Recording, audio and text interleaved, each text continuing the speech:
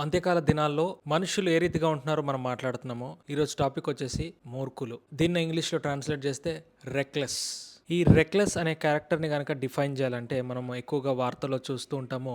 Reckless driving వలన road మీద ప్రమాదాలు జరుగుతున్నాయని మనం వింటూ ఉంటాము. సో ఎగ్జాక్ట్గా దృశ్యాన్ని కనుక ఎక్కువగా డీప్గా వర్ణించాలని అంటే జ్ఞానము లేనటువంటి పని, భయము లేనటువంటి పని, దేవుని మీద భయం కానీ జాగ్రత్త లేకపోవటం కానీ వీటన్నిటిని కలగలిపితే ఒక రెక్లెస్ బిహేవియర్ అనేది ఫామ్ అవుతుంది. మన పూర్వీకులు ఇజ్రాయేల్ వారు కూడా మనం పాత నిబంధనలో చదువుతున్నప్పుడు దేవుడు వారిని దాస్యం అనే కాడు నుండి, దాసత్వం నుంచి, ఈజిప్ట్ ఐగుప్తు దేశాన్ని నుంచి బయటకు తీసుకొని వచ్చినా కూడా వారు మాకు ఆ ప్రాంతమే నచ్చింది, ఆ ఫుడ్డే నచ్చింది, మేము అక్కడే ఉంటాము, ఎందుకు ఇక్కడికి మేము అనవసరంగా వచ్చామని దేవునికి ఎదురు తిరుగు మాట్లాడడము వారి యొక్క రెక్లెస్ బిహేవియర్ని మనకు సూచిస్తుంది.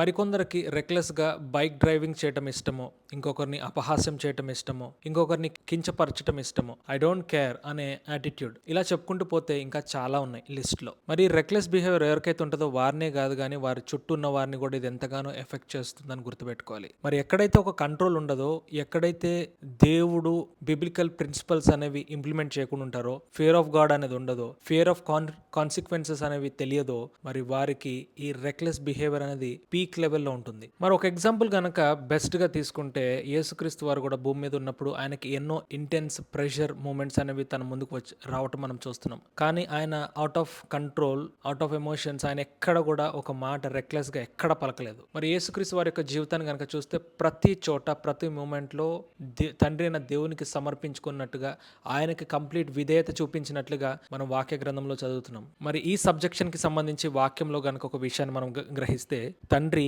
ఈ గిన్నె నా యొద్ద నుండి తొలగించుటకు నీ చిత్తమైతే తొలగించుము, ఆయనను నా ఇష్టము కాదు నీ చిత్తమే సిద్ధించును గాక అని ప్రార్థించాను. సో ఈ విషయం మనకి ఏం నేర్పిస్తుంది? యేసుక్రీస్తు వారి యొక్క క్యారెక్టర్, ఆయన రెక్లెస్ గా ఒక మాట పలకలేదు, కానీ దేవుని యొక్క చిత్తానికి, దేవుని యొక్క ఇష్టానికి ఆయనకి సమర్పించుకొని తగ్గింపుతో మరి విధేయతతో ఉంటున్నట్టుగా మనం చూస్తున్నాం. దేవుడు మీకు కేర్ఫుల్ అండ్ రెస్పాన్సిబుల్ స్పిరిట్ ని ఇచ్చునుగాక. దేవుడే గనక ఈ వీడియో మీ ముందుకు గనక పంపిస్తే కింద కమెంట్ సెక్షన్ లో ఆమెన్ అని టైప్ చేయండి. మరిన్ని స్పిరిచువల్ అడ్వైజెస్ కోసం ఛానల్ కి follow and subscribe. God bless you all and praise the lord.